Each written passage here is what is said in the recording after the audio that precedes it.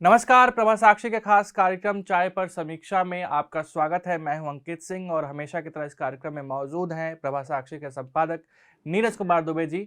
और आज दिवाली है, पूरे देश में उल्लास का माहौल है, तो प्रभा साक्षी परिवार की ओर से सबसे पहले आप तमाम देशवासियों को दीपावली की हार्दिक बधाई और शुभकामनाएं सर। जी, बहुत बहुत शुभकामनाएं हमारे सभी पाठकों को, दर्शकों को, हमारे सभी देशवासियों को। ये जो पर्व है ये सभी के जीवन में सुख, समृद्धि, यश, कीर्ति और आरोग्य लेकर आए, ऐसी हमारी हृदय से शुभकामनाएं। बिल्कुल। और प्रदूषण है, लेकिन पटाखे छोड़ने हैं या नहीं छोड़ने हैं वो आपको डिसाइड करना है। खैर, चूंकि राजनीति जबरदस्त तरीके से जारी है और चाय पे समीक्षा कार्यक्रम में चाहे दिवाली हो या दशहरा हो या फिर होली हो, राजनीति तो देश में चलती ही रहती है। और जिस तरीके से इस सप्ताह देखा जाए तो चुनावी राज्यों में प्रचार भी जबरदस्त तरीके से जारी है, वार पलटवार की राजनीति हो रही है। लेकिन बिहार के मुख्यमंत्री नीतीश कुमार के दो बयान ने पूरे देश का आकर्षण कहीं ना कहीं बिहार पर केंद्रित कर दिया है। पहला, नीतीश कुमार का सेक्स ज्ञान, और दूसरा, मेरी मूर्खता की वजह से ही मांझी बना सीएम। एक तो पूर्व सीएम से तू तड़ाक करना, विधानसभा जिसकी एक अपनी गरिमा होती है, वहां महिलाओं के लेकर सेक्स ज्ञान की बातें करते हुए कुछ ये कह जाना जो शोभनीय नहीं है। सर, नीतीश कुमार के बयानों को लेकर, उनकी राजनीति को लेकर, राजनीति इसलिए मैं ऐड कर रहा हूं क्योंकि जो जनगणना हुआ उसके बाद से आरक्षण को 75% तक बढ़ाने की कोशिश की गई है, तो इन तमाम चीज़ों पर आप कैसे देखते हैं, क्या कहेंगे? देखिए, ऐसा लगता है कि नीतीश जी पर शायद उम्र का कुछ असर हो रहा है। वैसे वो अनुभवी राजनीतिज्ञ हैं और मर्यादित बातें ही बोलते रहे हैं, लेकिन अगर अब अमर्यादित भाषा बोल रहे हैं तो लगता है कि कुछ तो गड़बड़ है। और ये गड़बड़ का शायद एहसास भी उनको बाद में हो रहा है। जैसे अब वो अपनी ही निंदा कर रहे हैं, अपने ही पूर्व में लिए गए फैसले को मूर्खता बता रहे हैं। तो ये दिखा रहा है कि अगर आज जो ये बातें बोल रहे हैं, हो सकता है कि वो आगे 2-4 साल बाद आज की बातों को भी मूर्खता पूर्ण बताएंगे या उसकी निंदा करेंगे। बहरहाल, लेकिन जो नीतीश कुमार जी ने बात कही, देखिए, जनसंख्या नियंत्रण या जनसंख्या से संबंधित जो मुद्दे हैं वो प्रासंगिक मुद्दे हैं, इसमें कोई दो राय नहीं। जनसंख्या नियंत्रण के लिए जो सरकारें समय समय पर तमाम तरह की योजनाएं चलाती हैं और इन योजनाओं को सफलता भी मिल रही है, और भी जनसंख्या नियंत्रण कानून बनाने की मांग भी देश में बलवती हो रही है। तमाम तरह की बातें कही जाती हैं इस विषय को लेकर, लेकिन एक मुख्यमंत्री से अपेक्षा की जाती है कि वो, क्योंकि चूंकि सदन का नेता है, अब वो सदन में अपनी बात रख रहे हैं मुख्यमंत्री, तो सभी सदस्यों से अपेक्षा की जाती है कि वो शालीनता के साथ उनको सुने। और जो मुख्यमंत्री से अपेक्षा की जाती है कि सदन के नियमों का पालन करें और मर्यादित भाषा बोलें, संसदीय जो भाषा है उसको ही बोलें, संसदीय जो मर्यादा है उसको ना लांघें, क्योंकि वो नेता हैं। यदि वो ऐसा करेंगे तो बाकी कल को उनसे आगे बढ़कर करने वाले खड़े हो जाएंगे। मुख्यमंत्री ने जो कहा वो चौंकाता इसलिए है कि सदन की वो भाषा कतई नहीं है, सदन में बोले जाने वाली भाषा कतई नहीं है, और ऐसे जिम्मेदार व्यक्ति की भाषा, ना एक जिम्मेदार व्यक्ति की भाषा है। और आप ये देखिए कि इस तरीके की भाषा लोग अगर चौक चौपालों पे बैठे होते हैं तो भी वो इस तरह की भाषा में बात नहीं करते हैं या इस तरीके का ज्ञान नहीं बांटते हैं। ये एक बहुत निजी मामला होता है। ये बात सही है कि जागरूकता लाई जानी चाहिए, महिलाओं में भी, पुरुषों में भी, लेकिन उसका एक तरीका है और वो तरीका भी निर्धारित है और उस तरीके से सफलताएं भी मिल रही हैं। मुख्यमंत्री को जरूरत नहीं है इस बात की कि वो विधानसभा में खड़े होकर वो सेक्स ज्ञान बांटें। ये बहुत ही मतलब एक चौंकाने वाली घटना है। और भारतीय राजनीति के इतिहास में अगर हम देखें, चाहे विधानसभा में आज तक जितनी भी बहसें हुई हैं, किसी भी विधानसभा को उठा लीजिए, संसद में उठा लीजिए, इस तरीके का बयान किसी भी नेता का नहीं रहा है।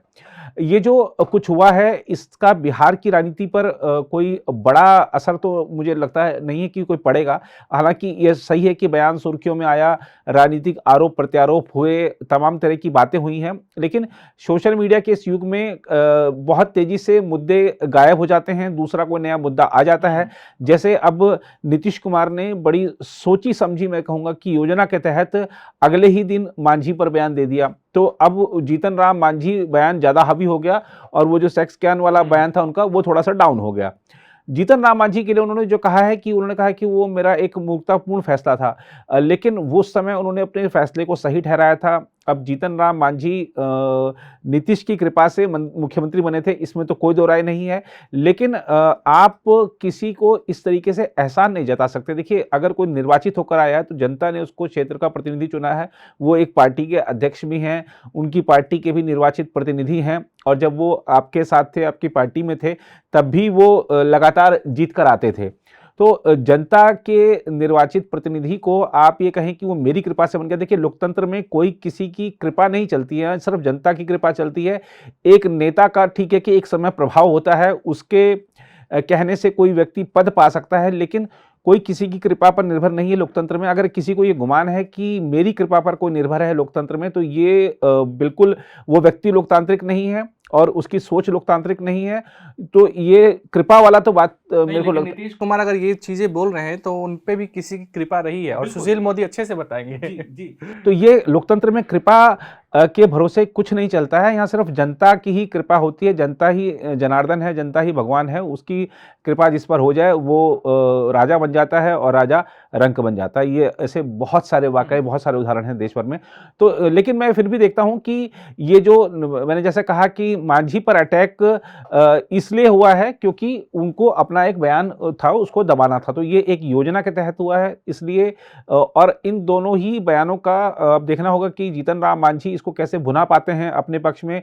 ये जीतन राम मांझी के राजनीतिक कौशल पर निर्भर करेगा, क्योंकि अटैक उन पर हुआ है, और वो क्या उसको अपने समाज से जोड़कर जेडीयू पर पलटवार कर पाते हैं, क्या उनको इस काम में बीजेपी का साथ मिलता है, ये आने वाले दिनों में देखने को मिलेगा।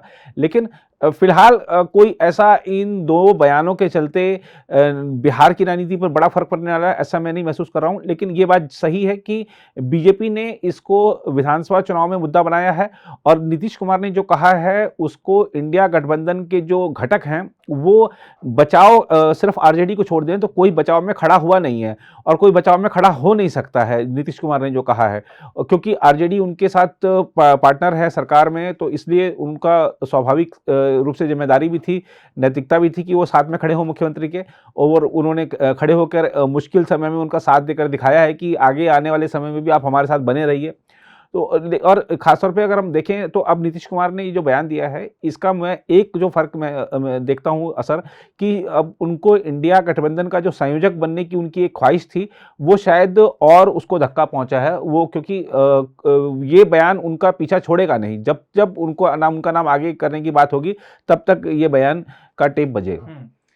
और वो 75% आरक्षण वाला देखिए आखिरी दांव हाँ, राजनीति के नहीं लिए। देखिए आखिरी दांव, एक सबसे बड़ी बात ये है कि हम ये बात सही है कि हमारे संविधान में आरक्षण का प्रावधान है, और जब तक समाज में असमानता है तब तक आरक्षण का लाभ जो वंचित हैं, जो पिछड़े हैं, उनको मिलना ही चाहिए, ताकि वो भी समान रूप से समान अधिकारों को पा सकें और अपने आप को सबल बना सकें। इसमें कहीं कोई दो राय नहीं है, हमारे संविधान में व्यवस्था है और वो व्यवस्था चलनी ही चाहिए। सभी को समान रूप से सशक्त होना चाहिए, इसमें कहीं कोई दो राय नहीं है।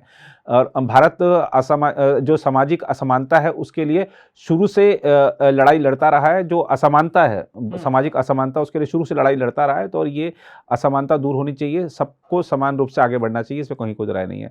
सवाल ये आता है कि हम जनता को आरक्षण के भरोसे ही क्यों बनाए रखना चाहते हैं, हम उनको क्यों योग्य या उनको अपने पैरों पर खड़ा होकर दिखाने वाली चीज़ें नहीं देना चाहते, क्यों हमको सरकारों के ऊपर निर्भर बनाए रखना चाहते हैं। और सबसे बड़ी बात यह है कि ये जो आरक्षण की व्यवस्था अभी है, क्या इसका नौकरियां इतनी हैं कि उनको इनका लाभ पूरा मिल रहा है? तो जरा इसकी बात की भी समीक्षा हो जाए कि आपने अगर मान लीजिए किसी वर्ग को आप इतना प्रतिशत आरक्षण दे रहे हैं, तो क्या उस वर्ग का व्यक्ति जो है वो पूरा लाभ ले पा रहा है? जरा उसकी समीक्षा कर लीजिए, और अगर कहीं कोई कमी है तो उसको पहले उसको दुरुस्त कीजिए, बजाय कि आप उसको सीधा 75% तक ले गए। अब आप 75% तक ले जा रहे हैं तो जो अन्य जो सामान्य वर्ग है उसका भी उसमें अधिकार मारा जा रहा है। तो देखिए, जब हम असमानता दूर करने की बात करते हैं, है ना, तो असमानता दूर करने की बात करते हैं, समानता लाने की बात करते हैं, लेकिन यहाँ हम उल्टा कर रहे हैं, हम यहाँ पर 75% आरक्षण दे रहे हैं।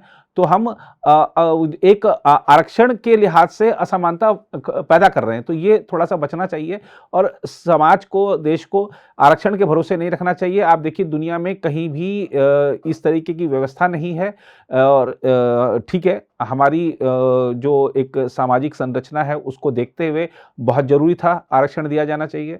आरक्षण दिया जा रहा है और सरकारें या न्यायालय या हमारे जो प्रशासनिक जो भी व्यवस्थाएं हैं वो बार-बार स्पष्ट कर चुकी हैं आरक्षण जारी रहेगा और आरक्षण जारी रहना चाहिए, लेकिन आरक्षण के भरोसे नहीं रखना चाहिए। ये जो उन्होंने दांव चला है ये वैसे भी संविधान सम्मत नहीं है, क्योंकि संविधान 50% आरक्षण की एक उसमें 50% तक ही आरक्षण हो सकता है, एक उसकी सीमा है। आपने उस सीमा को लांघा है और हैरत इस बात की होती है कि उस सीमा को लांघने में ये वोट बैंक की राजनीति है, जिसका असर है कि सर्वसम्मति से सबने साथ दिया। तो ये इससे बिहार आगे नहीं बढ़ पाएगा। बिहार अपने आप को जकड़ रहा है और ज़्यादा जातिवाद में आप अपने आप को और बेड़ियों में बांध रहे हैं। ये बेड़ियों में मत बांधिए, बेड़ियां खोलिए, आगे बढ़िए। देखिए बहुत सारे राज्य क्या तरक्की कर रहे हैं। आप उत्तर प्रदेश को देखिए, क्या वो अभी अगर आप 7-8 साल 10 साल पहले अगर उत्तर प्रदेश देखें, आज का उत्तर प्रदेश देखें, आप कितना आगे बढ़ चुका है। बिहार से सटा हुआ राज्य है, तो जरा पड़ोसी राज्य से सबक ले लीजिए।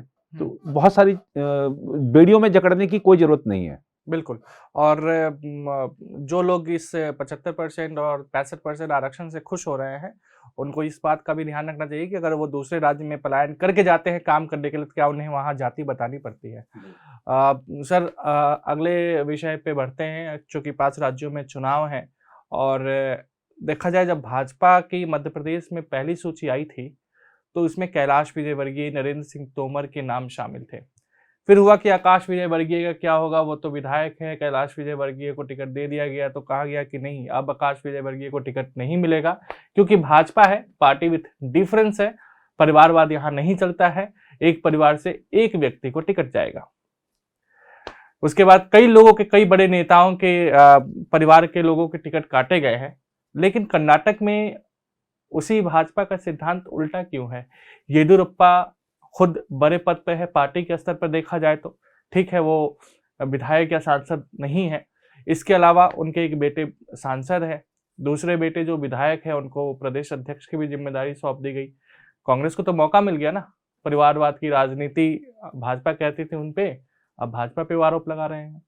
देखिए इसमें कई बार ये बात ठीक है कि परिवारवाद पर जो हमला करते हैं, पहले उनको अपने भी घर में, अपने भी गिरेबान में झाँक कर देख लेना चाहिए, क्योंकि परिवारवाद उनके भी यहाँ पर है। उनके भी तमाम बड़े ऐसे नेता हैं बीजेपी के भी, जिनके बेटे भी टिकट पाकर चुनाव जीतते हैं और परिवार के और लोग भी टिकट पाकर चुनाव जीतते हैं। तो ये एक अलग विषय है कि परिवारवाद आपका ज़्यादा है या हमारा कम है, परिवारवाद तो है। अच्छा, अब हमको अगर कर्नाटक की अगर हम बात करते हैं तो उसमें 2 चीज़ हमको समझनी पड़ेंगी। ये जो आपने बीएस येदियुरप्पा के सुपुत्र को बीवाई राघवेंद्र हैं शायद नाम, उनको कर्नाटक का अध्यक्ष बनाया गया बीजेपी का। तो हमको 2 बातें यहाँ पे समझनी पड़ेंगी कि एक तो क्या है कि हमने विधानसभा चुनाव में देखा कि येदियुरप्पा को बीजेपी ने पूरा आगे कर रखा था। ठीक है कि सीएम कैंडिडेट नहीं थे, लेकिन उनके नेतृत्व में उनको आगे रख के चुनाव लड़ा गया था। लेकिन सीएम फेस वहाँ पर जो बोमई ही थे। अच्छा, हमने देखा कि इससे जो पिछला विधानसभा चुनाव था उसमें येदियुरप्पा को सीएम फेस बना के चुनाव लड़ा गया था।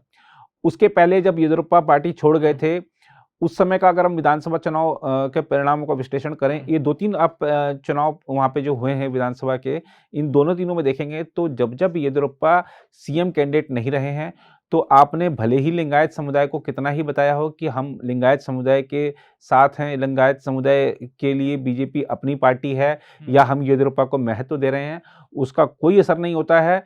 असर तभी होगा जब येदियुरप्पा वहाँ पर सीएम फेस होंगे, तभी लिंगायत समुदाय को लगेगा कि वो बीजेपी के साथ आएगा। ये 2-3 चुनाव परिणामों का विश्लेषण बताता है, क्योंकि लिंगायत वोट इस बार बड़ी संख्या में कांग्रेस के साथ गया है और बीजेपी के भी कई लिंगायत जो नेता हैं वो पार्टी छोड़कर गए थे इन चुनाव के समय में, और हारे भी हैं। तो ये और हमने देखा कि किस तरीके से जो राघवेंद्र हैं, उन्होंने शिकारीपुरा शायद सीट थी येदियुरप्पा की, तो वो सीट से वो चुनाव जीते, अच्छी संख्या में उनको बड़ा मार्जिन से चुनाव जीते, और बीजेपी ने फिर से उनको कमान देके एक विस्तार किया है कि आगे अब ये और हमने देखा कि अभी वहाँ पर विधानसभा में नेता प्रतिपक्ष नहीं है, माफ कीजिएगा, नेता प्रतिपक्ष नहीं है वहाँ पर। अब बीवाई राघवेंद्र को आगे करके बीजेपी ने साफ संकेत दे दिया है कि परिवार की जो कमान है यहाँ पार्टी की वो येदियुरप्पा परिवार के साथ ही रहेगी। तो येदियुरप्पा के नेतृत्व में बीजेपी वहाँ पर आगे बढ़ेगी। एक तो ये हुआ, हमने बताया कि दो हमको बातें समझनी पड़ेंगी। पहली बात ये है कि लिंगायत समुदाय बीजेपी के लिए बहुत ज़्यादा महत्वपूर्ण है, वो तभी साथ रहेगा जब येदियुरप्पा परिवार को महत्व मिलेगा वहाँ पर। अच्छा, दूसरा विषय हमने देखा कि परिवारवाद। तो परिवारवाद अगर हम देखें तो मुझे लगता है कि कर्नाटक में ठीक है कि भ्रष्टाचार और परिवारवाद चुनाव के समय एक बड़े मुद्दे राजनीतिक दलों की ओर से बनाए जाते हैं, लेकिन मुझे लगता है कि शायद वहाँ पर ये कोई बहुत बड़ा मुद्दा नहीं है, क्योंकि भ्रष्टाचार में हर पार्टी लिप्त है। अच्छा, भ्रष्टाचार में हर पार्टी के नेता पर आरोप लगते हैं, कभी कोई ठेकेदार आरोप लगाता है, कभी कोई छापा पड़ता है तो करोड़ों रुपए पकड़े जाते हैं। और ऐसा नहीं है कि सिर्फ एक पार्टी के पकड़े जाते हैं, कई सभी पार्टियों के नेता पकड़े जाते हैं वहाँ पर बड़े बड़े नोटों के बंडलों के साथ में। अच्छा, वहाँ पर हम देखें परिवारवाद क्यों बहुत बड़ा मुद्दा नहीं है। आप देखिए मल्लिकार्जुन खड़गे राष्ट्रीय अध्यक्ष हैं कांग्रेस के, उनके बेटे वहाँ पर सरकार में मंत्री हैं। और ऐसे अगर हम वहाँ पर वो देखें जो सिद्धारमैया कैबिनेट है उसमें तमाम आपको ऐसे मंत्री मिल जाएंगे जिनके परिवार के अन्य सदस्य भी राजनीति में हैं, विभिन्न पदों पर हैं। और जो बोमई साहब जिनको बनाया था मुख्यमंत्री बीजेपी ने, उनके पिता भी वहाँ पर कर्नाटक के मुख्यमंत्री रहे हैं, केंद्र में मंत्री रहे हैं देवेगौड़ा की सरकार में, गुजराल जी की सरकार में। तो ये वहाँ पर परिवारवाद एक बड़ा मुद्दा मुझे लगता है कभी रहा नहीं है। और तमाम जो परिवार हैं, राजनीतिक परिवार हैं, उनके अब चले ही आ रहे हैं। देवेगौड़ा साहब का हम देखते हैं वहाँ पर उनके बेटे कुमार स्वामी, उनके साथ परिवारवादी पार्टी बोलती थी बीजेपी, लेकिन अब समझौता कर लिया है।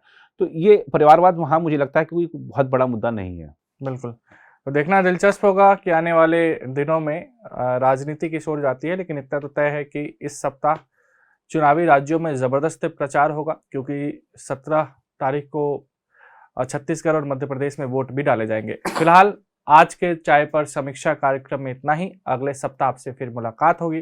तब तक मुझे यानी अंकित सिंह और प्रभा साक्षी के संपादक नीरज कुमार दुबे को दीजिए इजाजत। आप सभी को एक बार फिर से दीपावली की हार्दिक शुभकामनाएं। नमस्कार। बहुत बहुत शुभकामनाएं आप सभी को दीपावली की। अगर आप भी लेना चाहते हैं देश दुनिया की तमाम जानकारी तो आज ही सब्सक्राइब करें हमारे चैनल को। साथ ही नीचे दिए बेल आइकन को जरूर दबाएं ताकि हर अपडेट आप तक पहुंच सके।